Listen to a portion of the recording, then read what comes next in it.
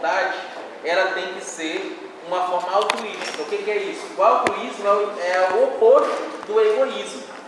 Quando a gente resolve doar o órgão, ou os órgãos da gente, a gente está dizendo que quer que outras pessoas sobrevivam, que outras pessoas também tenham o direito a viver saudável, ainda que não tenham mais como eles me agradecerem. Isto é o altruísmo. Você faz o bem sem olhar a quem, sem precisar de recompensa.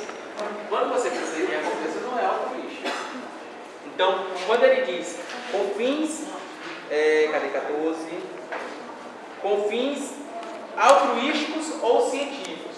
O científico é o seguinte: eu também posso deixar declarado que o meu corpo pode ser utilizado após a morte para pesquisas científicas. Por exemplo, tem algumas pessoas que precisam fazer análise de alguns órgãos e depois da morte eles são necessários para fazer essas pesquisas, né? As células também do corpo. Também é para fazer estudo de caso, né? Para verificar a anatomia. Porque a fisiologia já tem que estar em outra situação.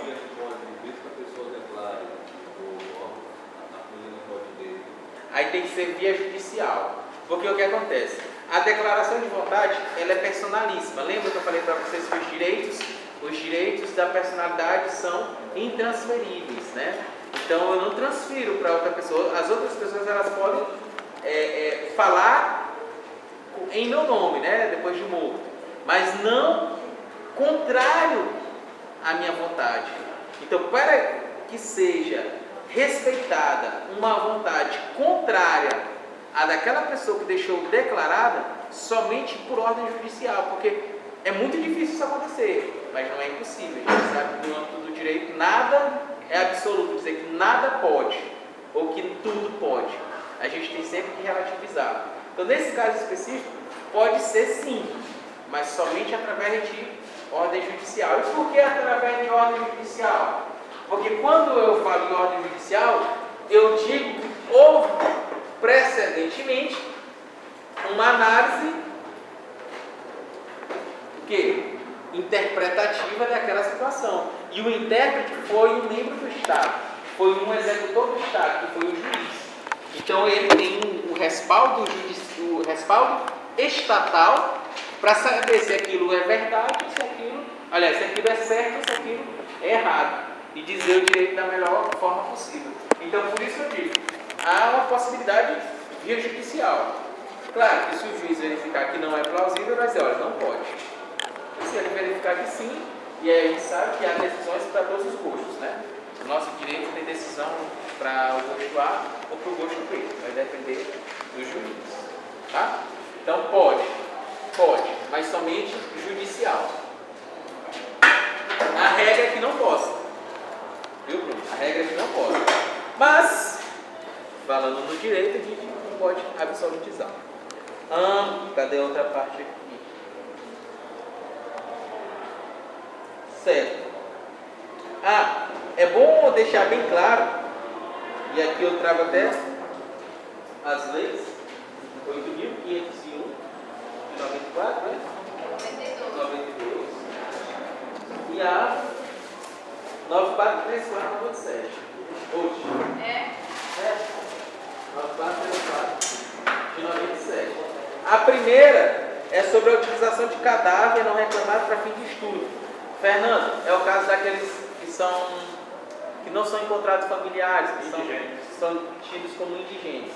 Esta lei vai tratar desta situação, de como esses indigentes poderão ser utilizados para fins científicos, para estudos, né? Questão do IML, quando ele não tem ninguém que declare, não reconheceu o corpo, não diz de quem é, de onde veio, aí pode ser utilizado, mas de acordo com o que estamos da lei. Isso aqui, outras duas leis, para vocês fazerem aquela pesquisa em casa. Fala aí, Renato. Eu queria que você explicasse só um pouquinho a respeito dessa questão da ordem judicial. Não entendi. A respeito dessa questão da ordem judicial.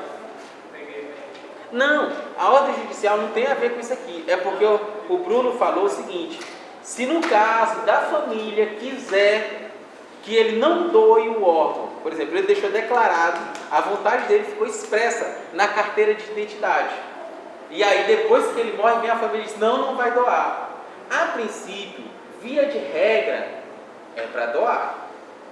Ah, professor, mas e aí? Se eles quiserem, eles vão ter que ingressar na justiça, aí entra na justiça, e um juiz vai verificar a possibilidade de transgredir aquela... Claro, eles não vão só dizer, porque nós queremos, eles vão ter que trazer um motivo relevante para quebrar aquele princípio da intransmissibilidade, da vontade, do direito da personalidade dele, e dizer que aquela vontade dele não é válida, entendeu? Então tem que ter um motivo relevante, e esse motivo só vai poder ser pesado por um juiz, por um magistrado, que é o representante estatal, para dizer para nós, para os jurisdicionados, o que é certo e o que é errado, entendeu? E a 9434 fala sobre a questão da doação de órgãos, outra lei também para vocês fazerem pesquisa em casa, tá? 8.592, 9434 de 97. Pode ser que de repente o examinador lá na frente possa perguntar para vocês alguma coisa sobre alguma dessas duas leis, né? Fica a dica, né? Então dê uma estudada em casa. Vamos... e vale ressaltar a última parte desse artigo 14, que isso não pode ser em vida, tá? Essa disposição do corpo é só depois da morte. Professor, mas eu quero fazer a doação. Aí a gente entra lá naquele estudo que a gente fez. Tem todos os requisitos para fazer, que a gente até viu naquele material que eu trouxe para vocês, dos enunciados, que aí diz lá um procedimento que tem que ser adotado, respeitado as normas e tratados internacionais que regulam dizendo isso, que você assina um termo de livre vontade. E aí eu sei que lá você vai dizer o seguinte, você vai dizer que concorda, mas é um aceite que a qualquer momento você pode dizer, olha, eu não quero mais. E que ainda se aquilo trouxer um prejuízo para você, você também pode entrar pedindo reparação, indenização daquilo que causou prejuízo, tá? Então não é algo absoluto, depois que eu autorizei, pronto, os caras vão fazer o que quiser com o meu corpo. Não é bem assim, tem todo um ditame legal para isso, um regramento. Certo, então superado isso, tem alguma dúvida com esse artigo 14? Ele é bem simples, né? Mas tem alguma dúvida? Não, né? Então vamos passar para o parágrafo único dele. Alguém, por favor. Vamos lá. O ato de disposição pode ser livremente revogado a qualquer tempo. Pronto. O Bruno falou, a família chega e diz, olha, eu não quero que doe o órgão do meu filho. Aí entra na justiça. Mas se a própria pessoa, antes de morrer, se arrepender daquela declaração que ela fez na carteira de identidade, que vem lá, né, um carimbinho, né, doador de órgãos. E se ele se arrepender, o parágrafo único resolve. Porque o parágrafo único diz, o ato de disposição pode ser livremente revogado. E tem tempo para isso? Não. A qualquer momento. Ele pode dizer hoje, amanhã ele se arrepender. E amanhã ele vai poder vai ser retirado da sua carteira de identidade aquela declaração. Ele pode, no leito da morte, lá, já perto de falecer, já sabendo que já se aproxima a morte dele, ele pode dizer, não quero mais ser doador de sangue. Doador de órgãos. Ele também pode. Porque aqui a lei fala livremente e a qualquer tempo. Professor, mas se ele estiver em um estado de relativamente incapaz, e aí?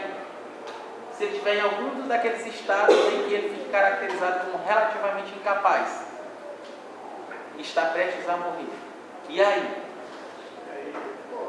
Pode também? Se a família não quiser? O direito é dele. Ele é relativamente incapaz. Isso quer dizer o quê? O relativamente quer dizer o quê? Isso quer dizer o quê? Que ele é representado quer dizer o quê? Não tem voz ativa? Alguém falou? Não tem voz ativa? Não. Não tem voz ativa, não? Tem o quê? Voz ativa? Que tem voz ativa? Uhum. Poderia ser, mas juridicamente falando, a família vai apenas confirmar. Vamos juntar o teu com o dela. Formar um discurso completo. Vamos lá. Vocês dois já deram a resposta, agora eu quero só um discurso jurídico. Fala, repete aí que é para poder. Fala aí, Janaína, teu nome. Que ele não tem voz ativa. E aí, eu quero. Cadê vocês dois mesmo? Quero discurso. Que ele não tem a voz ativa. Não. Ele é representado. Ativa, mas o assistente dele, por ele ser assistido. Ele é representado. E aí, responde por ele.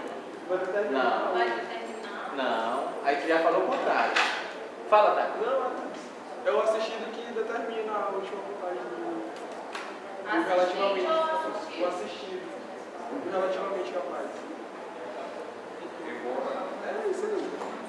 Embora ele não tenha capacidade plena, a soma das representações, a confirmação da família em relação à vontade dele, pode ser tomado como uma vontade. A soma da vontade dele com o da assistência dará o resultado da capacidade plena. Não. Outra resposta. Tu falou a resposta certa agora há pouco. E a Janaína falou, só que vocês cada um falaram um pedaço da resposta. Eu quero que vocês me dêem uma resposta completa, tá? Você me falou só um pedaço. Olha o discurso aqui que eu falo com vocês desde o primeiro período. A formação do discurso, eu quero que vocês me digam uma resposta capaz de resolver. Fala. Ah, que é prova. Olha aí, Luiz. Que aí chegou agora que é prova aí. Tu tá mais aí disso. Fala, depois eu pergunto isso, como é que pega essa prova? Fala, Luiz. É o seguinte. Na PEC 300. É o seguinte. O relativamente incapaz está próximo a morrer. E ele quer ser doador de órgão. E aí? E a família não aceita. E aí? E aí eu respondi que ele tem o direito, Isso. porque ele é apenas relativamente incapaz. Ponto. Foi essa a resposta dele. E eu não me convenci. Eu disse que a resposta dele está incompleta. Aí o Bruno vem e me diz o quê? Que a vontade, uma das vontades vai Confirmar a capacidade plena. Isso. E eu não me convenci. E aí a Janaína disse que porque ele tem voz ativa. Ponto. Eu também não me convenci. E eu disse que todos eles estão corretos, um complementando o outro. Eu só preciso disso em um discurso só. Vamos lá, vou tentar. Fala, Fernando. Ele é apenas relativamente incapaz. Ele possui a capacidade de dizer o que quer, mas ele também precisa da voz da família confirmando a sua vontade. Eu acho que, no caso aí, a vontade dele foi só. O Fernando disse a resposta que eu queria. Era isso. O que vocês têm que entender é o seguinte. O relativamente incapaz, a voz dele interessa para o direito. Ele tem voz ativa junto ao direito. O direito se preocupa com o que ele quer. Só que ele não pode decidir sozinho. Ele precisa vir corroborado, vir somado com a voz do seu representante legal, que no caso seria o seu assistente. Porque o representado é lá no absolutamente incapaz. Mas ele é o representante legal que dá a denominação de assistente. E aí não deixa de ser o assistido. Então a vontade do assistido mais a vontade do assistente diz o que realmente interessa. Só que por que eu falei isso? Porque vocês fizeram um pedaço e outro. Quando forem perguntar nesse sentido, vocês digam: olha, a voz do representado, do assistido, no caso representado legalmente, ela interessa para o direito. Só que ela não é suficiente sozinha. E isso tem uma razão de ser. Por que é mesmo? Porque ele é relativo. Sim. E por que o relativamente incapaz não pode decidir sozinho? Porque ele tem apenas uma parte da sua. Exatamente. Porque ele tem apenas uma parte da sua capacidade civil. Ele tem a capacidade civil plena somente em regra aos 18 anos ou naquelas outras situações. Quando ele é relativamente incapaz, ele está dizendo o seguinte: olha, ele está quase lá, mas ainda não chegou. Então, como ele não tem a capacidade civil total, então ele precisa de uma assistência. Então, a vontade dele é relevante, mas não é suficiente sozinho. Fala. Mas digamos, nessa situação, é um relativamente incapaz, ele quer doar os órgãos, mas o assistente dele não quer que ele doe. Como é que é? Através da justiça. Porque o que acontece? Aí, por isso que eu disse para vocês, E diz a doutrina, depois fala com ele. a doutrina ela vai para um lado e vai para o outro. Porque o que acontece? Vai depender do juiz. Deus diz valor Porque o que acontece? majoritário. Não, assim, nesse caso tem que ser a justiça que tem que decidir. Todos os doutrinadores vão encontrar isso aí. Porque o que acontece? Nesse caso específico, não há como prevalecer a vontade da pessoa relativamente incapaz, porque ela não tem um discernimento total ainda relevante para aquilo. E também interessa a vontade dela. Então, quando há um conflito de interesses, há que haver uma interpretação. E essa interpretação parte de quem? Daquele que é responsável por dizer o que é certo e o que é errado no nosso direito. E que é justamente o magistrado, o juiz. Então, no conflito de interesses, leva ao judiciário. Porque o judiciário ele vai poder sopesar, diante de todas aquelas circunstâncias, o que vai ser certo ou errado. Aí vocês vão me dizer, professor, mas há muitas decisões que não são certas. E aí por isso existe o princípio do duplo grau de jurisdição, que faz com que, já que a parte entenda que aquela resposta dada pelo Poder Judiciário não seja mais correta, eu possa submeter uma análise de um colegiado, e não mais só de uma pessoa, como é no caso do juiz singular. Então eu já levo para um segundo grau, que aí vai ser avaliado já por mais de três pessoas ou mais. Então, colegiado. Sempre em número ímpar, né? Ou 3, ou 7, ou 11, ou 15, dependendo do tribunal. Se for para a Câmara, ou se for para a turma, ou se for para o pleno. Vai depender da situação específica. Mas o fato é esse, entendeu? Na dúvida, é o Poder Judiciário. Certo, então aí a gente supera esse artigo 14, vamos para o 15. O que diz o 15? Alguém? Ninguém pode ser constrangido a submeter-se com risco de vida a tratamento médico ou a intervenção cirúrgica. Olha só, artigo 5.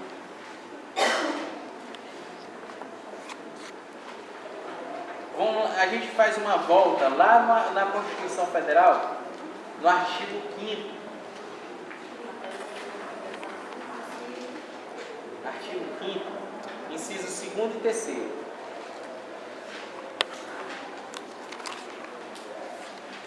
Artigo 5º, inciso 2º e 3º. A gente faz esse link.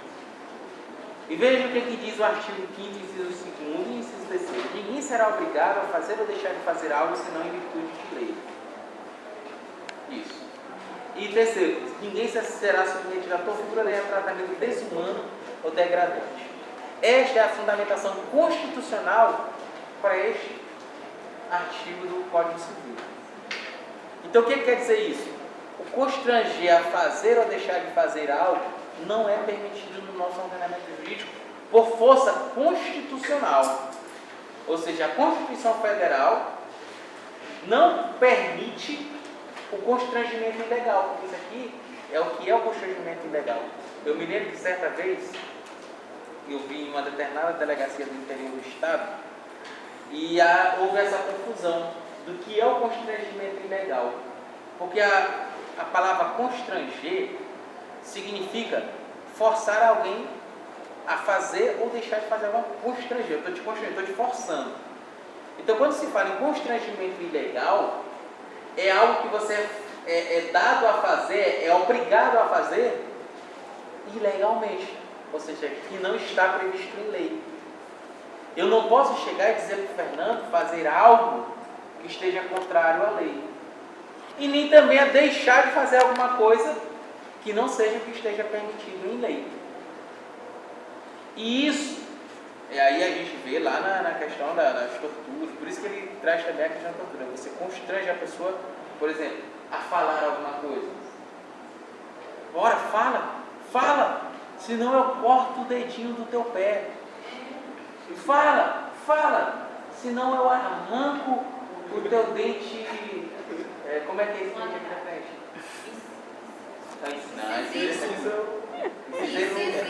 Incisivo. Pronto. Eu arranco os teus 2 incisivos, sem anestesia e com um martelo. O martelo.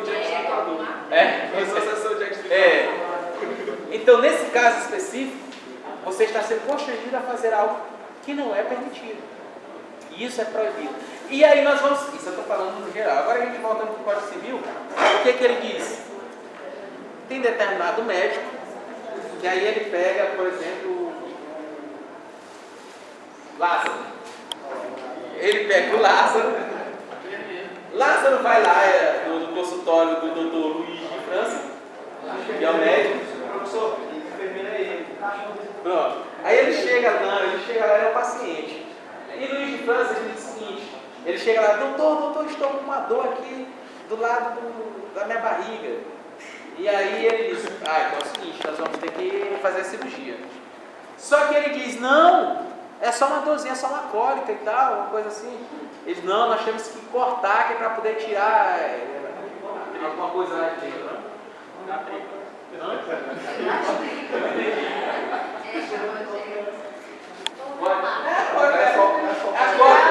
Não, eu estou dizendo cólica, porque o que acontece? Nós homens, a gente sente uma dor, por exemplo, quando tu corre muito, ou faz muito exercício que tu abre muito a boca, não respira pelo nariz, tu tem uma dor de ar desviado. Só que o povo popularmente chama a dor de viado, né? Então, para eu não dizer que estava com a dor de viado, eu estava com cólicas, né?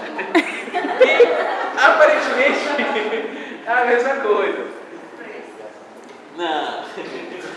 Então, tu estava com essa dor, mas ele disse que tu vai fazer tratamento. Então, tu não é obrigado a fazer tratamento, mas aí ele vai dizer, não, mas ele é o médico. Aí vamos supor que, deixa eu ver, é a Adriane. A Adriane é a enfermeira-chefe lá. E a Adriane pega ele e diz, não, tu vai ter que fazer, porque o médico autorizou e o médico, ele sabe o que é certo e o que é errado. Então tu vai ter que fazer. E tu, não vou fazer. E aí, o Código Civil vai te proteger e vai dizer, olha, você não é obrigado a fazer, porque aquilo pode pôr em risco a tua vida, já que aquilo ali não era necessário, é algo desnecessário. Então qualquer tratamento ou intervenção cirúrgica que pode te colocar em risco de vida, tu pode pedir que aquilo não aconteça, porque ele não é permitido, aliás, não é autorizado pela nossa legislação. Mesmo que ele seja médico, mesmo que ele seja autoridade naquele momento, né? Autoridade técnica naquele momento. Mas se aquilo trouxer um risco de vida para a gente, pode dizer, não faça. Agora, só que a gente abre um parênteses com isso aqui. E aí eu pergunto a vocês: risco de vida,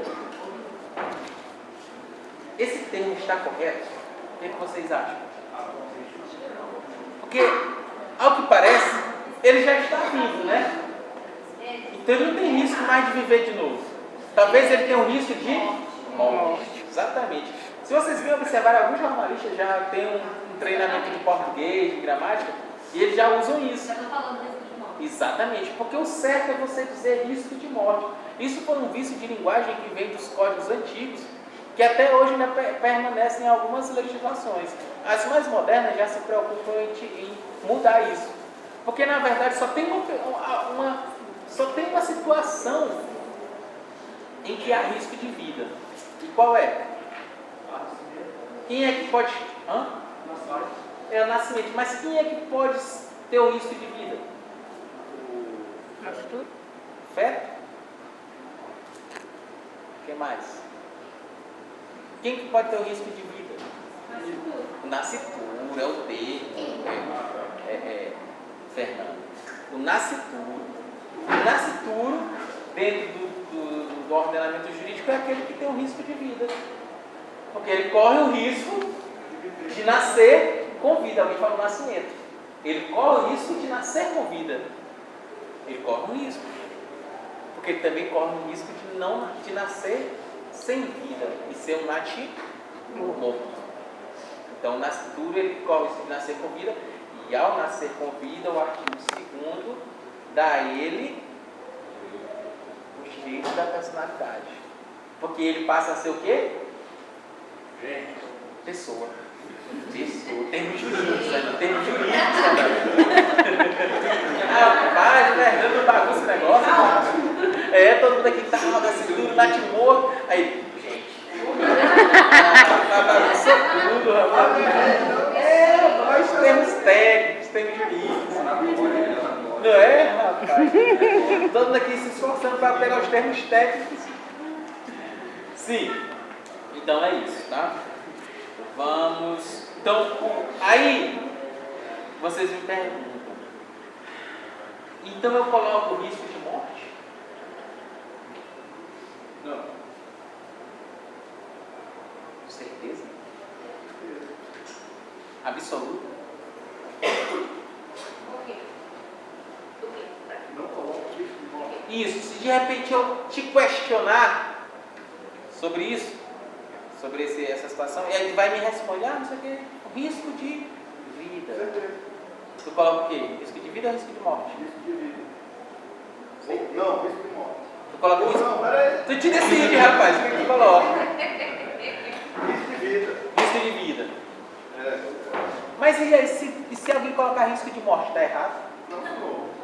Então por que tu não coloca risco de morte? Porque existe já atualmente a compreensão também do júri em que este termo está errado. Muito embora no texto original conste risco de morte.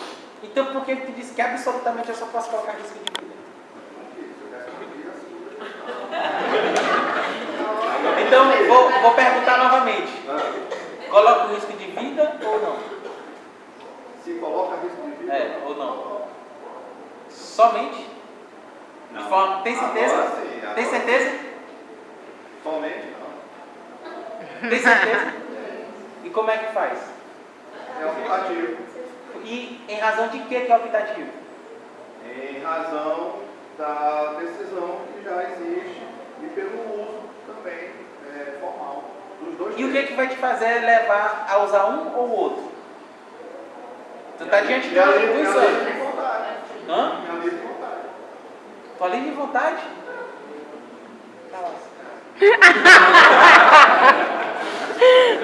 Vou te explicar por quê, Fernando. Por quê? Porque assim, no direito, tudo é relativo. Perfeito. Então, nesse caso, a melhor resposta deveria ser... Esqueça dessa sua frase. Deveria ser, depende. Depende de quem está me perguntando. Entendeu? Porque o que acontece? Isso eu estou dizendo para vocês já é uma orientação para a vida de vocês. Porque é o que eu falei para vocês. O que a gente vive aqui na academia é o início da vida lá fora, do mercado. O mercado de trabalho, ele vai sabatinar vocês diariamente. Mas ele tem dois grandes divisores de águas. Um vai se chamar exame de ordem da OAB e o outro vai se chamar provas de concurso público, de provas e títulos. Você vai escolher. Por quê? Ninguém na nossa área, isso é uma coisa que a gente tem um ranço, que é diferente das licenciaturas. Quem é da licenciatura da pedagogia sabe disso, que nós temos essa dificuldade, porque da licenciatura não existe isso. Quando você sai bacharel em Direito, de nada adianta você ficar só com o diploma de bacharel em Direito. Da licenciatura não. Licenciatura, sai com licenciatura, né, nas áreas, então tu pode já ir para a sala de aula, não é isso? A pedagogia também é assim ou não? Não, sei. no meu caso, Já está com supervisão, né? no meu caso não, porque o curso da UFM ele é mais amplo.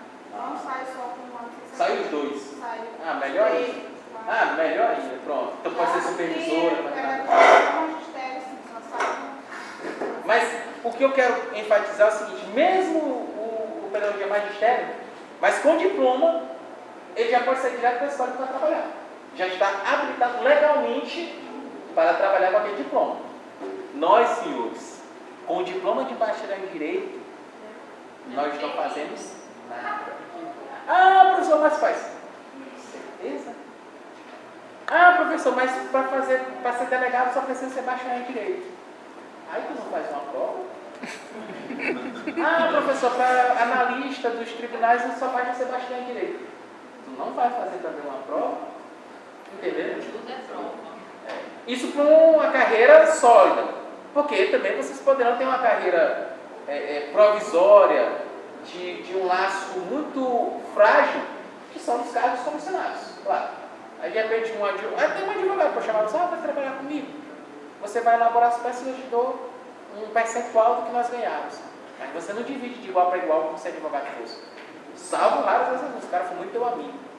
Mas na maior parte das vezes, quem tem a OAB, a caneta, vai pegar o maior percentual, a maior parte do bolo. Você vai fazer tudo e vai receber lá. Eu ganhei 10%, professor. 10% de cada valor de ação está valendo. Eu tenho um escritório. Mas tu não te formou para ganhar 1%, tu te formou para ganhar 100%. Porque tu tem a capacidade plena para isso. O que eu quero dizer é isso. Enquanto estagiário, vá lá. Mas vocês, depois de formados, é inadmissível, Fernando, que, por exemplo, o doutor Fernando, depois de formado, ganha 1% da ação. Sendo que você tem o mesmo know-how, o mesmo conhecimento adquirido daquele outro seu colega que tem um OAB. Porque o que vai te diferenciar dele é o divisor de água chamado prova, o exame da ordem dos advogados. Entendeu?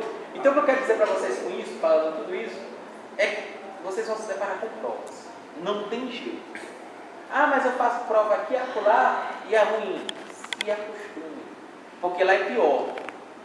Porque lá você passa 4 a 5 horas focado em praticamente todas as disciplinas. É difícil ter um concurso da nossa área que escolha uma ou 2 ou 3 disciplinas. Ah, professor, eu já fiz um concurso de técnico judiciário que isso era lá, para nível médio. Mas nível superior, que diga lá, requisito bacharel em Direito, no mínimo vocês vão ter que estudar umas 5 ou 6 disciplinas do Direito. Hã? Ah, não, mas vocês estão estudando aí agora, não se preocupem não. E já cortando? Assim, quando as faculdades particulares começaram a propagar, houve essa empurrada, muita gente com aquela percepção, não fazer direito por lá do garantido, né? Sim. E assim, mas eu sempre vejo lá na população. Tem muito bacharel em direito. Falando que já tem mais de 4 anos. Mais 5 anos. Mas ele fica de monte de curso dele. Se acomodou, continuou na corporação. Só para ser bacharel, eu vim para cá só para isso. Bacharel e fica 4 anos lá. Porque na polícia não serve. Bacharel, você sendo soldado, para ser Continua sendo tendo a mesma não coisa. serve. Então, eu acho que é isso aqui. Só tem que. Nós nos deparar com o Wallace,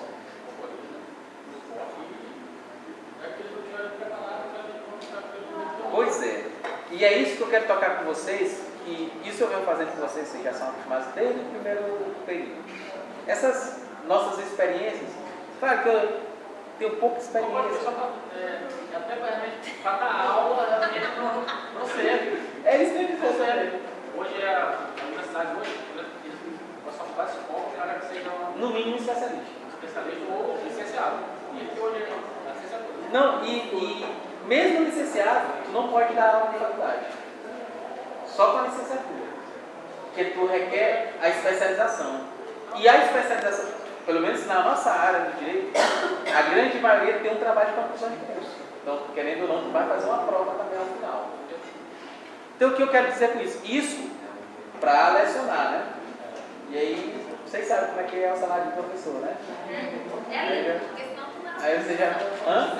Mas vocês sabem que eu não estou pelo salário. Porque se fosse, eu não Mas poderia. porque gosta, né? Exato. E professor de direito, vocês sabem que a gente dá aula porque gosta.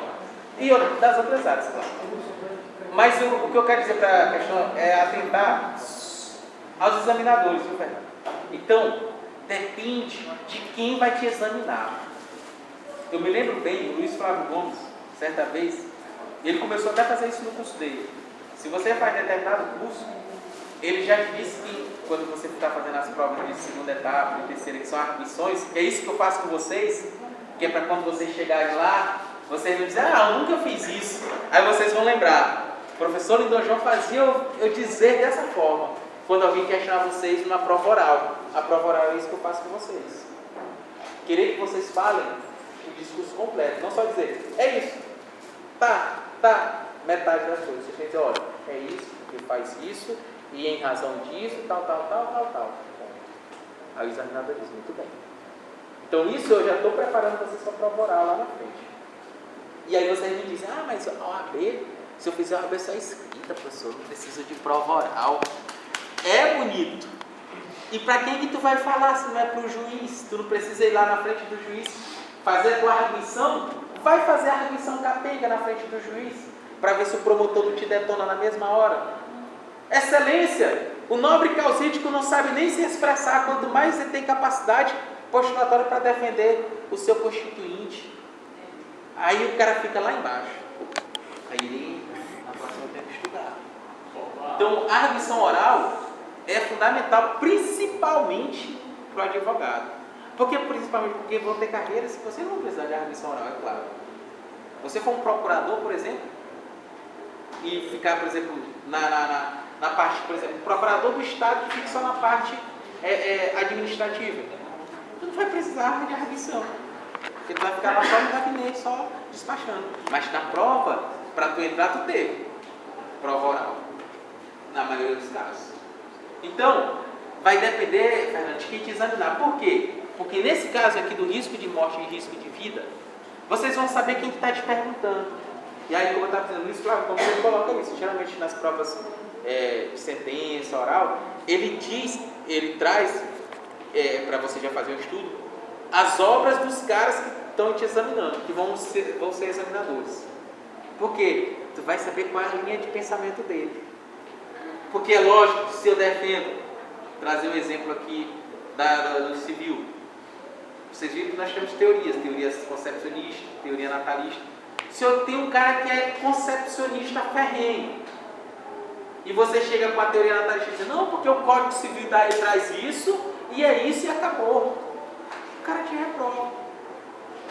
Porque ele vai entender que, embora você seja legalista, você também não tem um perfil para entender que existem outras correntes, e elas também têm tanto valor quanto. Por quê? Porque a carga dele é de concepcionista. Ou se for o contrário, o cara for um natalista, e aí você vem e enfatiza, não, mas embora tenha na lei, mas isso está errado, porque o certo é o concepcionista, e aí tu se ferra com ele também, porque ele vai dizer, esse cara não observa nem a lei, que é a fonte formal do direito. Agora, se tu chega e depende, excelência. Por quê? Tal, corrente defende isso, tal, teoria defende isso. Agora, com a devida licença, eu me filio a esta corrente, eu entendo ser a mais correta, muito embora, em que pese, todavia, existem essas outras que devem ter o valor, tal. Então o cara vê que tu tem o teu posicionamento, tu se posiciona, tu diz o que tu acha, mas tu conhece as outras e respeita as outras. Então o cara já, puxa, esse é o cara, vai passar. Vou mandar fazer uma camisa e botar escrito atrás, né? Então, Fernando, nesse caso, aí, não, mas aí tem que saber, depende de quê? Por enquanto, só Aí nesse caso, então para fechar, depende de quem está te examinando. Porque se for um cara estritamente legalista, literal, de interpretação gramatical, vocês sabem o que eu estou dizendo, interpretação gramatical. Ele vai dizer o que se tu colocar risco de morte? Isso está errado. Ele vai querer que tu coloque risco de vida, porque a letra da lei diz risco de vida. E ponto, acabou. Agora, se tu pega um cara mais doutrinário, um cara mais que ele já está antenado, tu vê os livros dele, vê, não, ele já traça essas teorias, ele já se fundamenta em alguns enunciados da jornada de direito civil, batizado? Os que são batizados são mais santos. Ah, sim, sim. Então, esse daí pode ser, aí sim ele vai dizer, ó, tudo bem, o aluno trouxe uma concepção já mais atualizada, porque ele verificou que, embora o texto legal traga um termo risco de vida, mas num contexto atual significa risco de morte. Então, tomem cuidado com essas coisas. Isso vocês vão se deparar. Não sou só eu que examino vocês. Aqui eu examino vocês de forma carinhosa. Lá na frente, vocês não vão ter esse carinho todo. Tá? Certeza. Eu sou carinhoso com vocês. E mesmo assim tivemos as notas que tivemos, né? Eu estou chateado até hoje. Vamos para frente. Qual o próximo artigo? 16. 16. O que diz? Toda pessoa tem direito ao nome, nele compreendido, o prenome e o sobrenome. Exatamente. Todo mundo tem direito a nome. Exatamente. Todo mundo tem direito ao nome.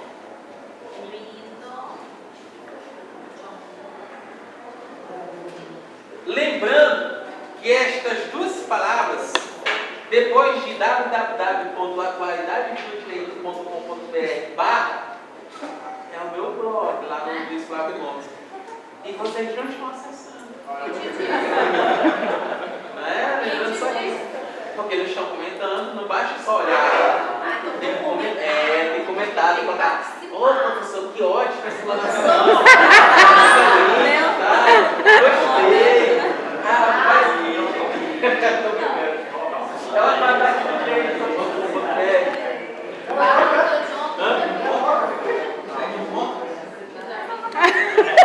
Que mercenário é esse? Cara, não pode. Cadê o Luiz? Só se for um ponto, esse ponto é rapaz, vamos ser altruístas. Vamos fazer sem olhar aqui. Então, agora vocês vão olhar aqui, mas sem precisar de nada em troca. Apenas contribuir, né? Eu estou brincando, pode colocar lá também sugestões, críticas. Ah, gostei desse artigo.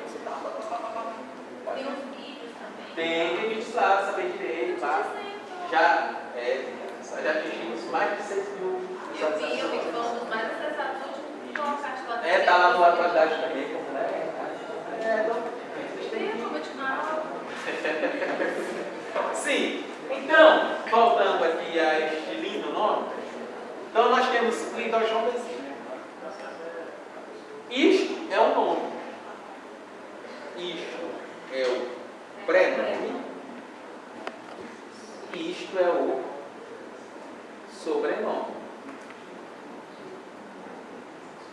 Que juntos formam o nome. Esse negócio de juntos formam. Lembra de Power Rangers, né? Né? Os caras estavam azul, vermelho e tal. Juntos. Capitão Planeta também. Ah, o Capitão Planeta também. Água, terra, fogo. Né? Pela União dos Poderes. E o vento.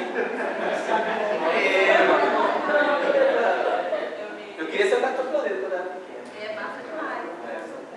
E o Jiraiya também. Bora. Mas deixando os. Já assistiu essa aí? Hã? Ele já assistiu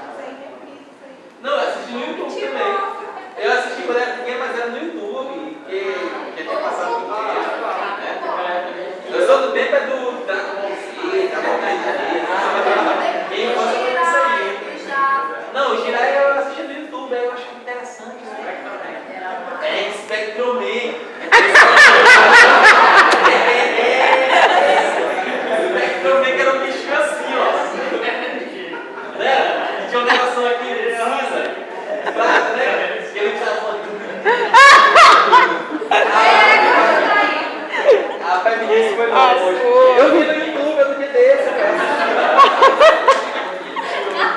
Você gosta.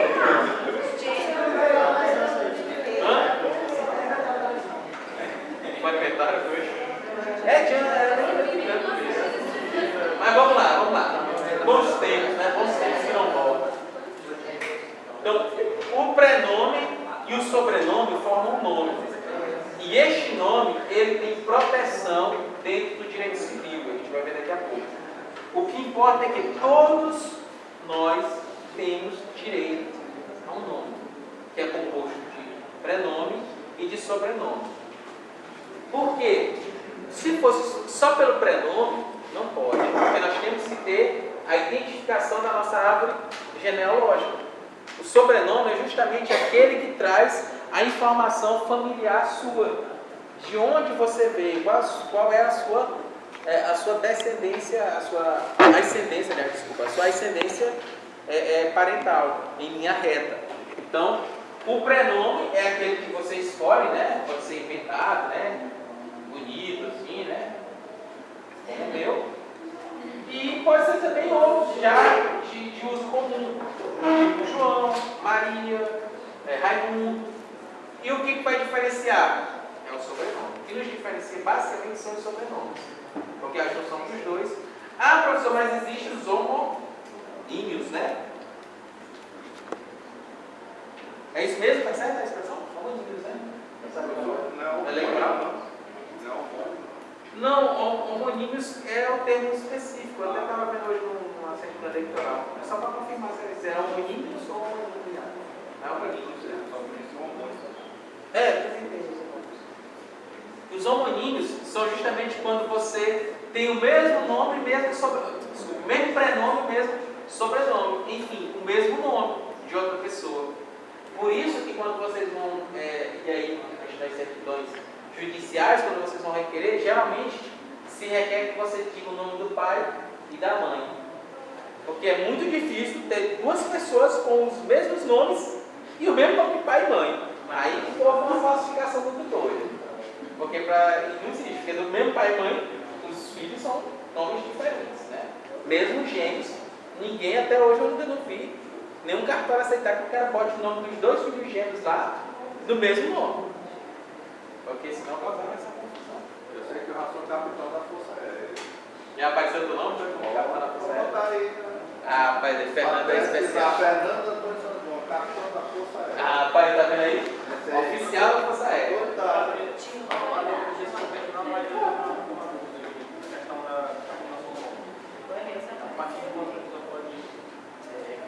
A partir de quando? Não, com 18 anos já tem menos. Com menos aí não tem que assistir, tem que ter representação da assistência. Com menor, sendo menor de idade? Não. E aí é aquela história, dá um conflito de ideais, né? Mas quer mudar o nome, o quê? É tirar um sobrenome para botar outro? O prenome tem que ser, é melhor para dizer o nome. Não, mas porque senão vai judicialmente. Poder pode. Porque o princípio da inafastabilidade da jurisdição, lá do artigo 5º, inciso 35 da Constituição, diz que qualquer coisa que você queira, você pode levar ao judiciário. Qualquer. Agora, aí, se vai ser julgado procedente ou não, aí são outros 500. Mas qualquer coisa, por isso que eu falei aquela história lá também no começo, pode. Qualquer coisa, pode imaginar uma coisa mais absurda. E se você pegar na internet, você encontra algumas coisas assim loucas que a galera fez pedido em verdade. E aí, claro, leva um rechaço do juiz, leva aquela coisa toda. Mas poder pode. No princípio da inafastabilidade da jurisdição, do artigo 25. Agora é a questão de saber se o processo é não. O mais prudente seria aguardar os 18 anos, porque ele teria capacidade plena para requerer isso não. E é uma ação, depois do entendendo, eu vejo muito comum, até no interior do Estado mesmo. Agora, isso a gente vê quando faz esses cursos de atualização na escola de magistratura, geralmente, o pessoal, quando eles vão ministrar para cursos para juízes e promotores, eles atentam muito para o pessoal tomar cuidado. Principalmente os juízes, vocês quando forem juízes. Tomar cuidado, por quê? Por isso, não é à toa que a emenda 45, da emenda constitucional 45, trouxe a necessidade de nós termos no mínimo 3 anos de experiência na área jurídica para poder se tornar juiz ou promotor. Que é justamente o tempo que você vai pegar algumas malícias. Porque o cara saía, porque vocês imaginam, o cara sai da faculdade com 20 anos e vira juiz. Gente, o cara com 20 anos de idade, uma moça também, né? 20 anos. Mas a moça não fala porque as meninas geralmente são mais inteligentes do que nós homens, né? Já foi até comprovado cientificamente que vocês têm mais neurônio, então, na hora que vê competição homem e mulher, eu já fico logo, na hora que tem mulher para competir comigo, eu já fico logo deitado. Vou sair ou em segundo lugar, ou em terceiro, porque não tem plano de correr não. Não, mas as mulheres sempre estão lá primeiro. Se tiver 2 mulheres e eu já sei como conhecer. No mínimo, né? Se no mês for aprovado. Porque as mulheres têm mais raciocínio, vocês são mais concentrados para estudar. Vocês são diabo. Competir com vocês é a pior coisa que existe. Certo? Aí por isso que eu nem trago a mulher nesse exemplo. Então vamos para o cara. Porque na verdade nós desenvolvemos melhor as inteligências múltiplas, as coisas que você não Que consegue. não tem. Por exemplo, a mulher, ela lava, ela passa, ela tem o telefone, ela assiste televisão e ainda cuida do menino. O homem está lá assistindo o jogo. A mulher, fulano, faz isso, faz isso. Ou ele presta atenção no jogo, ou ele vai prestar atenção nela. Porque se ele for prestar atenção nela, ele esquece o jogo. E se ele tiver para ela falar, vai, cara. Tá, eu faço. Aí o cara disse, isso eu sinto na pé, por exemplo, se eu estou telefonando, aí eu às vezes, que engraçado que as pessoas, não sei, as pessoas não sabem disso, né? Porque, por exemplo, às vezes eu estou lá no serviço, eu estou aqui no telefone, aí a pessoa chega, não sei o que, não sei o que, não sei o que, aí eu continuo me telefonando, e aí tem vezes que eu no telefone é bem explícito, mas às vezes celular, né, a pessoa, aí eu faço assim, aí a pessoa tá, não sei o que, não sei o que, aí eu tô olhando pra pessoa assim, aí eu, não sei o que, não sei o que, aí a pessoa vê que eu tô no celular, aí a mesma pessoa, não, não sei o que, não sei o que. Porque ou eu falo com a pessoa, e aí o pior é que eu falo com o Leandro, porque a gente fica prestando atenção na pessoa que está falando e não entende que está falando no telefone. Peraí, é rapidinho. Mas é isso mesmo, nós homens temos essa dificuldade em multitarefas. E vocês mulheres são o diabo. Faz parte. Não, isso que você é normal. Aquele programa da Net Wild. Então, eu assisto muito a questão do mundo animal.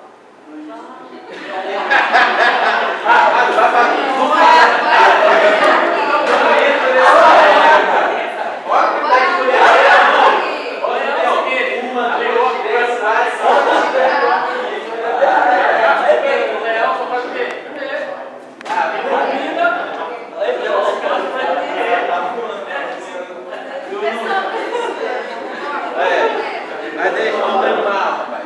Deixa o descobrimento pra lá. Sim, então, aí eu só fiz esse introito para dizer o seguinte. Aí o cara sai com 20 anos e vira juiz. É uma regra muito grande, salvo raras exceções, que esse cara não viveu nada. Porque o cara de 20 anos, que já vira juiz, que a prova de juiz, vocês sabem que é massacrante. Então, para o cara passar logo de prima e tendo 20 anos de idade, esse cara não foi nas festas, esse cara não curtiu.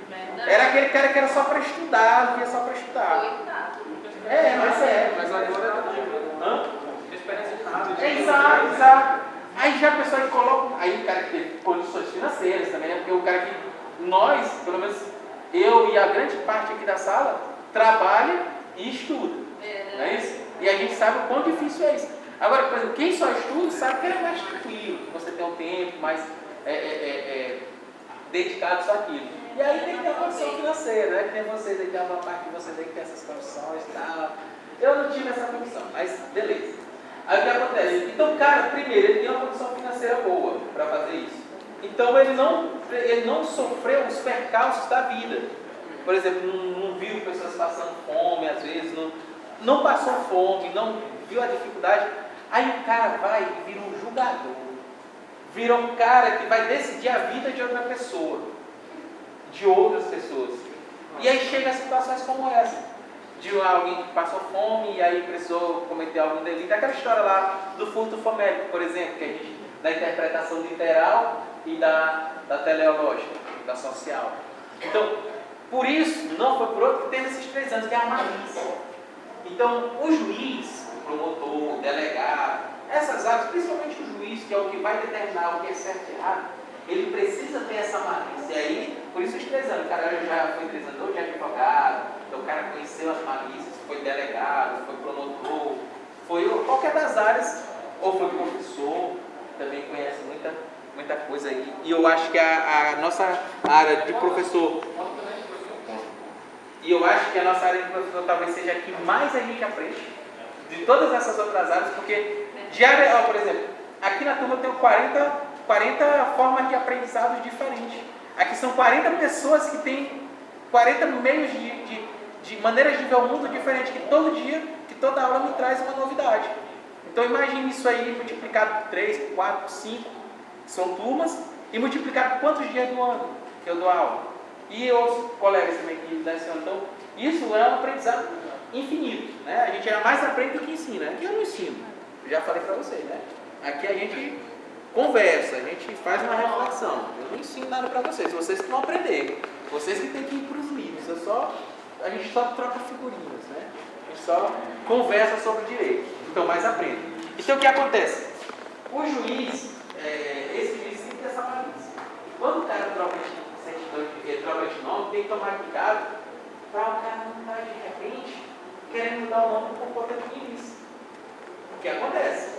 E hoje, como o nosso sistema ainda não é, eles não querem voltar, mas ainda não é, na questão de registro de pessoa natural, não é igual do registro de pessoa física. Porque o CPF, na hora que tu bate o CPF aqui, ele é igual no país todo, e na hora que tu passa em um lugar, aqui em São Luís, ele sabe se tu tem uma dívida lá em São Paulo, pelo teu CPF. No registro de nascimento não é assim. Cada cartório tem um selo, não é integrado. Então, o cara pode, de repente, ter praticado um crime lá em São Paulo, ter feito alguma coisa errada lá em São Paulo, e aí ela vem aqui para o Maranhão querer mudar de nome. Por quê? Aí ela muda de nome e pronto. Porque o crime na hora que sai um mandado de prisão, uma coisa é lá no nome da pessoa. Aí muda, por exemplo, o prenome só. Ao invés de Lindo João, passa a ser João.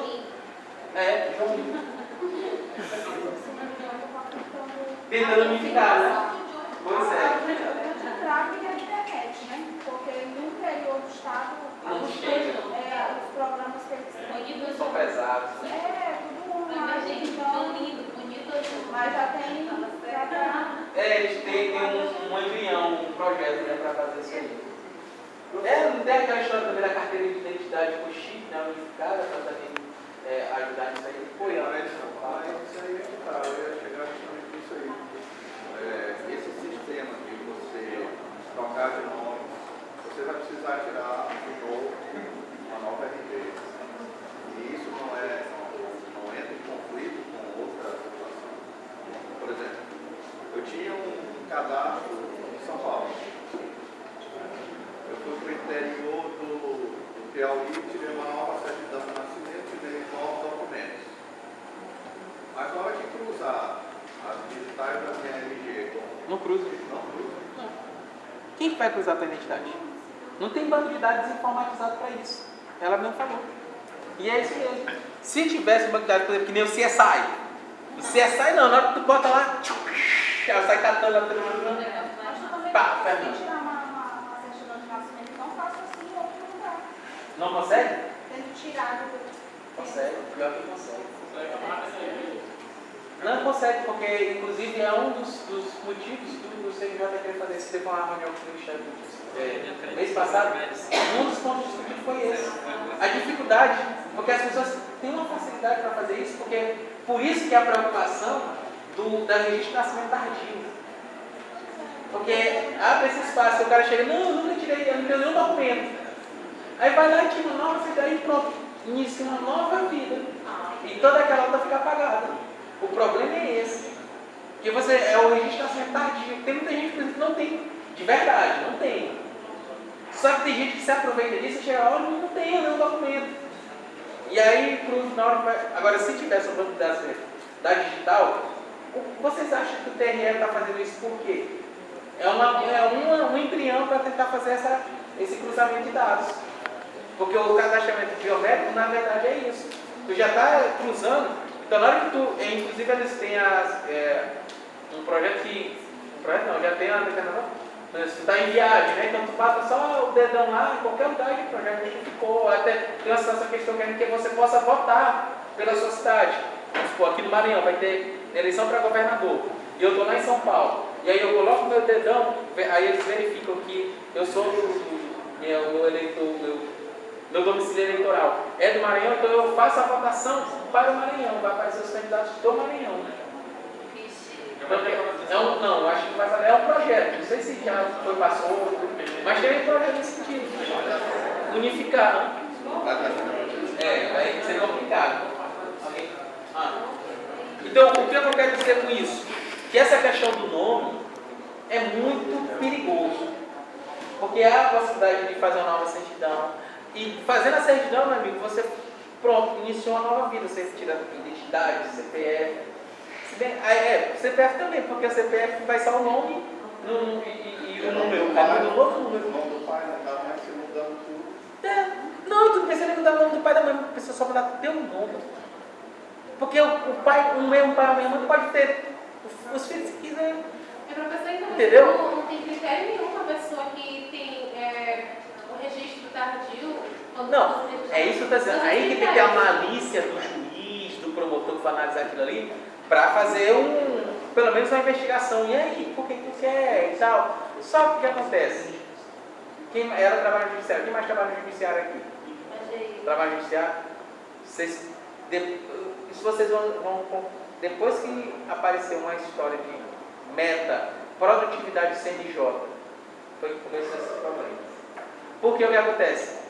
Meta, produtividade do CNJ, quer que você produza, independente do que for.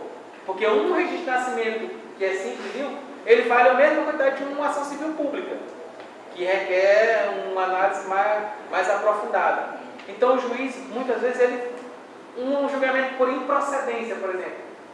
É melhor julgar improcedente, que eu nem analiso, depois se quiser aí ele entra de novo e é mais produtividade, porque eu tenho que, parece que a quantidade que entra tem que ser no mínimo a mesma quantidade de processo que sai, no mínimo. Se for mais, aí vai ter, se for o dobro aí na hora de uma promoção, o cara é produtivo. Aquele cara ali vai ser o primeiro na lista de merecimento. Não é isso?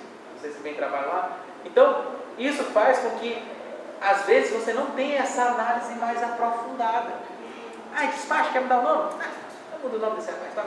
Muda, define. E vai mudando. A não ser que tenha algum disso. Claro, evidente, muitas vezes não tem. Aí o cara se aproveita disso aí. Entendeu? É o nosso Brasil. Aí eles estão tentando. Na hora que botar, por exemplo, passaporte já é também, né? O passaporte já é com chip, né? Ou não? Os novos estão vindo com chip, parece, parece que os novos iam vir com chip. Eu não troquei ainda. Não está não ainda? Então é projeto também para ser puxado. Eu sei que daqui a pouco vai ser tudo unitário, vai ser tudo unificado. Porque na hora que você botar cartão de crédito, na hora que você faz a compra, ele sabe onde é que está, onde é que está comprando, o que é que está comprando. É tanto que a gente, quando recebe um cartão novo, que vai usar, por exemplo, um limite alto, eles te ligam e dizem: olha, o senhor realmente está comprando, ou então quando é uma coisa, ou você está num lugar diferente do habitual de você geralmente comprar. Então, eles sabem.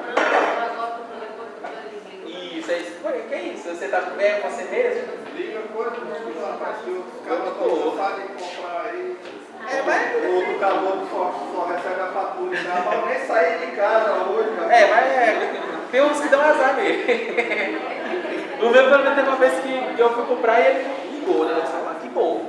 Porque eu estava com medo, já começou não liga pior. Eu acabei de receber o negócio do Santander. Eu abri uma conta no Santander, ponto universitário.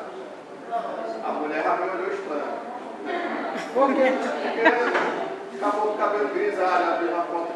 Ah, sim. É igual se tu fosse tirar a carteira de estudante, né? E comprar meia entrada, né? Eu tirei, o pessoal também olhou. Gabriel. Aí recebi depois de mais de um mês, sem me dar um telefonema, eu recebi em casa um cartão com os códigos numéricos,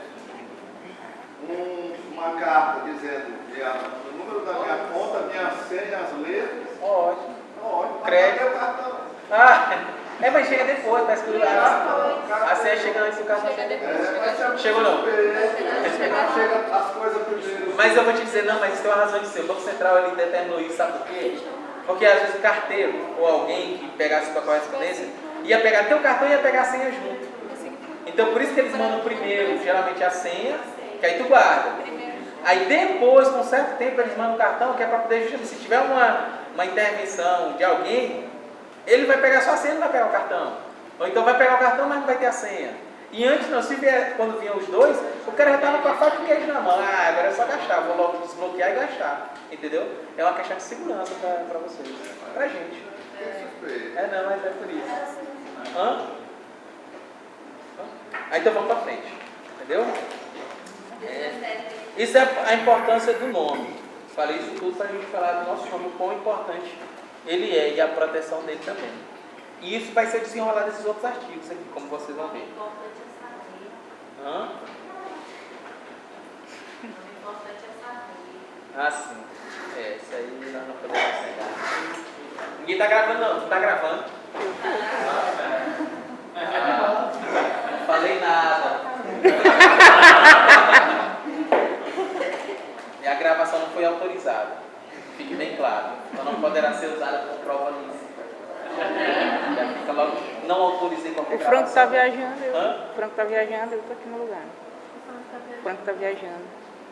O gravador está viajando. Ah, sim, mas tu não está gravando aí, não? Tô. Então, pois é. Dá um tchau aí. Não está autorizado também não essa gravação. Nem a tua e nem qualquer outra aqui. Dá um tchau aí. Desde o início das primeiras aulas eu não autorizei nenhuma de forma expressa. Mas prosseguindo, né, já que não está autorizada nenhuma gravação. Artigo 17. Vamos lá, alguém lê o artigo 17. O nome da pessoa não pode ser empregado por outrem em publicações ou representações que a exponham ao desprezo público, ainda quando não haja intenção difamatória. Vamos colocar um exemplo. A Érica. A Érica tem seus cursos de modelo e tal. Então, de repente, o nome dela é da Tâmara. Pronto, tá, gente? Vamos supor que a Érica e Tâmara estavam no desfile de moda, né? São Paulo Azar. E vamos botar aqui o Romulo. Deixa eu filmar quem é, gente. Romulo é um Sabe jornalista. Ele, do nível de chega de quem? Quem é assim que é jornalista que faz publicações? Pronto. Vocês imaginam assim um cara que tem alto know-how na sociedade. Como? Reinaldo Azevedo, né? Que é negócio que cobre festas, essas coisas assim. Como é? É tipo aquele... Pra gente na Holanda? É pra gente na Holanda, que é tipo aquele do Amaury Júnior. Tipo ele. Aqui em São Luís, quem é? Aqui é o Argentina Holanda. Argentina Holanda, né? Pronto. Então, Romulo Holanda. É Valdo Lima, sabia dele? É Valdo Lima, é? Otton Lima. Otton Lima e Argentina Holanda. Então, Romulo Lima Holanda. Zé Cirilo. Pronto. Aí complicou. Agora você lascou. Pegou não? Não. Porque o cara aqui que não acerta o dizer o nome quem é, entendeu? Foi o cara que do Charles Brown. Vixe, rapaz. Não, aquele não. Vamos te deixar. Que vai ser o carnaval da Bahia. Exato. Vou deixar aqui. Então, o que acontece? O nome da Tâmara e da Érica estão lá na publicação semanal do Romulo. Só que Tâmara e Érica não autorizaram a publicação do nome deles. Do nome delas. Nesse caso, está ferindo o artigo artigo 17 ou não?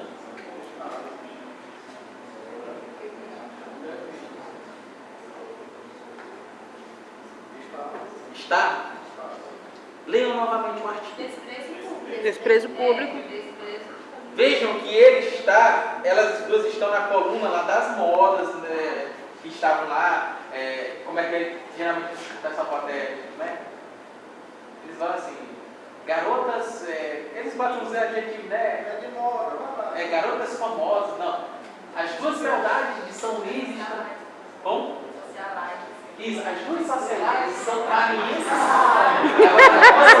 Socialites maranhenses curtindo o final de semana no São Paulo Fashion Week, né? Aí bota a foto de vocês três skate aí, pronto. Assim, daquele jeito tá com o pescoço quebrado, daquele jeito com o pescoço quebrado. Desculpa a mão do queixo. Sim. Aí coloca, nesse caso, teve algum desprezo público? Não. Mas o problema é na segunda parte. Ainda que não haja intenção de falar. Sim, vamos lá, cadê?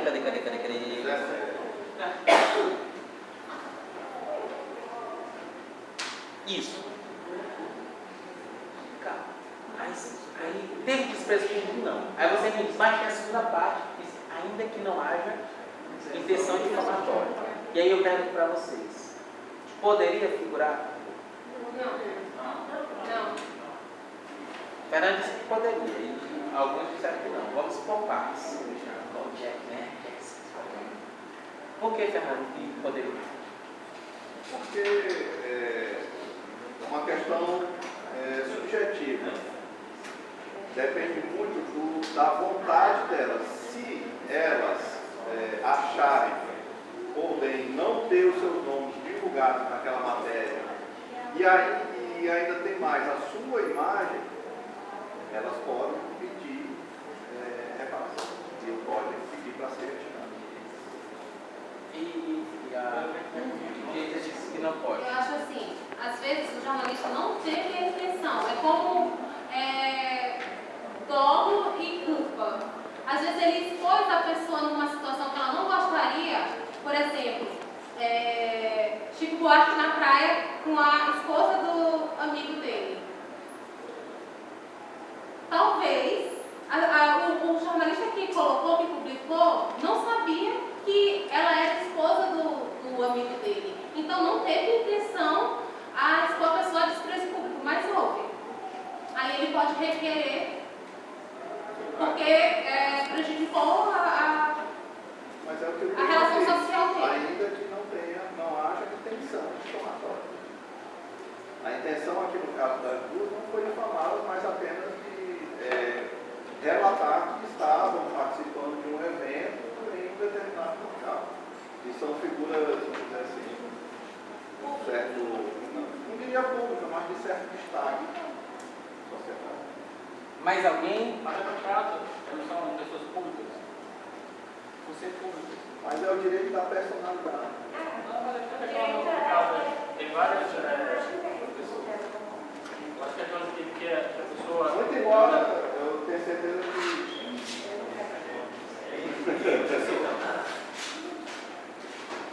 Na ocasião, elas demonstraram simplesmente São socialites, são pessoas assim da sociedade. a imagem da pessoa, né?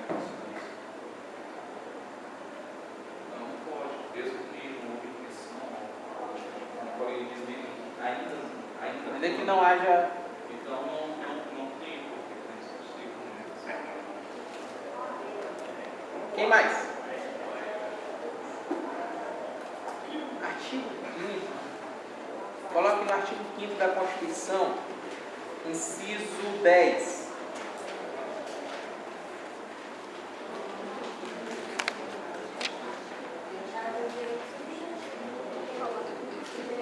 Não. Artigo 10. Inciso 10. são invioláveis. Inciso 10. Isso. São invioláveis a intimidade, a vida privada, a honra e a imagem das pessoas, assegurado o direito à indenização pelo dano material ou moral decorrente de sua violação. Entenderam tudo isso aí, né? Agora vem o X da questão. Laila.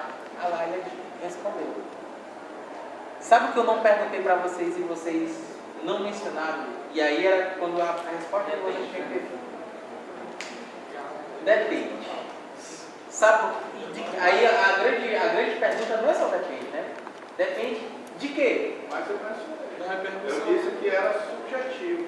Elas teriam o direito que elas poderiam ou não acionar esse direito de ter o seu nome excluído dessa reportagem bem como a sua imagem. Mas somente se tiver causado dano moral ou material. Eu fui muito claro. Ela tem o direito subjetivo de requerer a retirada, independentemente de ter causado algum dano ou não, porque o texto é claro. Não, ainda que não tenha a intenção de difamá-las, ou seja, mesmo sendo um evento público, mesmo elas estando lá e fotografou e usou isso em sua reportagem, se elas desejarem, se for vontade delas, não pode ser publicado. Fechando. Na verdade é isso. O que acontece? Depende da vontade delas mesmo. Por quê? Tudo que a gente leu, fala na inviolabilidade, fala que não tem direito, o que vocês falaram foi tudo correto. Só que vai depender da vontade expressa delas, porque isso é um direito subjetivo, que pertence a elas. Por quê? Elas podem, inclusive, querer que a imagem delas fique lá, que o nome dela seja...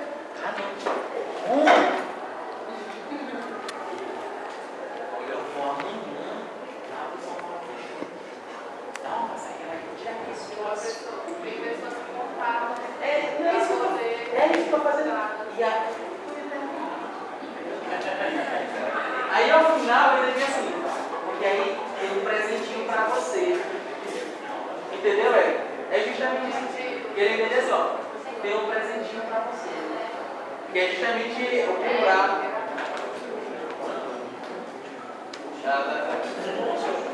Então, a pessoa vai depender se ela quer ou não. Agora, não depende se causa prejuízo. Porque a causa do prejuízo, por exemplo, a gente falou, se tiver um dano moral, isso vai ser suficiente para outra coisa, que é o que nós chamamos de indenização, que é a reparação. Assim, a reparação. Porque você não precisa estar lá. Aliás, você você não precisa autorizar estar lá. Se você não autoriza, você tem o direito de mandar acessar. Pare, tire minha imagem de lá, eu não autorizei. E em um segundo momento, se causar um prejuízo a elas, aí também tem duas obrigações aí. Uma de fazer, que é de retirar, e uma de indenizar, que é de reparar. Entendeu? Então, se houver o dano moral, também é um reforço. Vai ter mais coisas aí nessa ação. Mas o simples fato delas não querer já é suficiente para mandar parar. Para dizer, olha, tire isso do meu nome do jornal. Não autorizei. E causa prejuízo para você, não importa. O nome é meu. E eu autorizo quando eu quero. Aí vem aquela situação de que vocês observam. Eu comprei um creme dental, sorriso. Mas aí tem técnicos, né? Aí eu comprei o creme dental sorriso. E lá, dizia que se eu juntasse dois pacotinhos e mandasse pelo envelope, eu tinha direito ao caminhão do Faustão. Eu correria ao caminhão do Faustão. E eu ganhei. E quando eu ganhei, eles tiraram foto, divulgaram meu nome em todas as mídias, impressa, televisiva, por internet. E nesse caso, eu não disse, eu autorizo. Mas, no regulamento, assim que você se cadastra, lá tem a cláusula dizendo que você cede o direito. Exatamente. Quando você entra na competição, você já é divertido que ao ingressar naquela competição, você já cede o direito de imagem. No caso, aí vamos ao caso da Érica.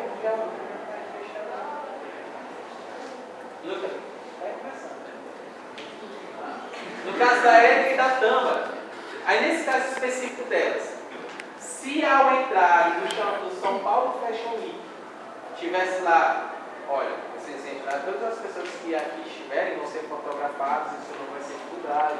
Quando vocês comprassem a entrada e tivesse declarado, aí era outra história. Porque nesse caso específico elas não poderiam requerer. Exatamente, porque elas autorizaram ali, estava a autorização da transmissão, da veiculação do nome da imagem delas. Entendeu? Então tem que a pessoa autorizar. Se a pessoa autoriza de uma forma que, participando de um programa, ou aqueles shows, tem geralmente alguns cantores, eles fazem shows ao vivo, né? E dizem, olha, essa aqui vai ser a gravação de um DVD. E aí eles dizem, olha, quando vocês comprarem, olha, esse show vai ser gravado no nosso... eles têm que avisar. Eles têm que dizer, olha, nesse show, e geralmente eles falam, olha, vai ser a gravação e divulgam, olha, esse show vai ser a gravação do DVD, daquele determinado banda ou cantor. Aí você já entra, já compra o ingresso, sabendo que a sua imagem vai veicular lá nos DVDs. Às vezes a pessoa já... Aí é aquela história, que a pessoa às vezes quer, e já vai aqui para aparecer, já chega lá de manhã cedo, aí o show começa 10 horas da noite, a pessoa 5 horas da manhã está lá, na fila. Outro dia, nessa vez que eu fui lá em São Paulo, eu passei em frente à Band, né? No horário do pânico. Aí eu, naquela pretensão, né, de verificar alguma coisa, só que aí, meu amigo, lá, isso foi o pânico começa às 9 horas, né? E lá nós passamos, eram umas 6 horas da tarde. Mas se vocês observassem, era como se fosse daqui lá no prédio principal, lá em cima, a fila. Aí tinha a galera lá, tinha aquela banquinha de cachorro quente, o pessoal lá conversando e o pessoal com a camisa. Então, é aquela história, o pessoal cedo, que é para poder ficar sentado lá naquelas bancadas principais, naquela coisa de tá não, daqui não, vamos passear em outro lugar, tá? Aqui tá certo não. Mas às vezes a pessoa gosta, como ele falou, às vezes a pessoa até contrata, às vezes a pessoa paga os jornalistas, os blogueiros, olha, meu nome é evidência, coloca meu nome aí, tal, entre outros. Vamos para o artigo 18, para a gente ir para o recreio. Não, como eu falei para vocês, depois do 16, tudo não vai complementar o outro, a gente vai ver algumas nuances do 16. Vamos lá para o 18. Corta para 18. Rapaz, eu não queria dizer isso, mas aí, ó. Não foi eu. Foi a Laila, uma mulher. Corta para 18. Então vamos lá, Fernando. Corta para 18, meu filho. Sem autorização, não se pode usar o nome alheio de propaganda comercial. Aqui ele já se remete ao aspecto comercial. Porque até então, eu não coloquei, eu disse que a página era uma página social, uma página de elite, né, de pessoas famosas, alguma coisa assim. Agora aqui é o caso de, por exemplo, ele colocar naquelas páginas amarelas das revistas, por exemplo, tem aquela revista Beijo, né, tem aquelas páginas específicas de comerciais, e vincular o nome delas a isso. Então aí ela não invocaria o 17, ela invocaria como subsídio para a possível ação judicial dela o artigo 18. Vamos colocar melhor. O caboclo do cachorro quente lá em cima, belo dia do Dom João, do outro lado da rua, do lado do cachorro, não, do lado do cachorro quente, querendo atravessar o carro, bate a foto, venha comer no hot dog aqui do fulano, frequentado pelo professor. Pronto. Ótimo exemplo. Isso aí está claro que ele utilizou a minha imagem e o meu nome, professor Dom João, para fins comerciais. Exatamente, perfeito. Ainda foi mais. Esse teu caso, o cara foi matreiro, né? Foi mala. Mas ainda tem o caso que eu vou lá e compro. Eu estou lá comendo, tranquilamente, né? Paguei lá, estou comendo, sem nenhuma intenção, apenas na intenção de diminuir um pouco a minha fome. Estou lá, e ele vai tirar foto e publica. Também entra o caso. Porque alguém poderia dizer, mas é só porque ele não estava comendo. Mas mesmo que eu esteja comendo cachorro quente, mas se eu não autorizar a finalidade comercial da divulgação do meu nome, não vai ser possível. Então o cara vai ganhar dinheiro em cima de mim? Pera lá. Então, falando em cachorro quente, Então agora vocês vão para o recreio, eu vou beber uma água para ir para o recreio. E até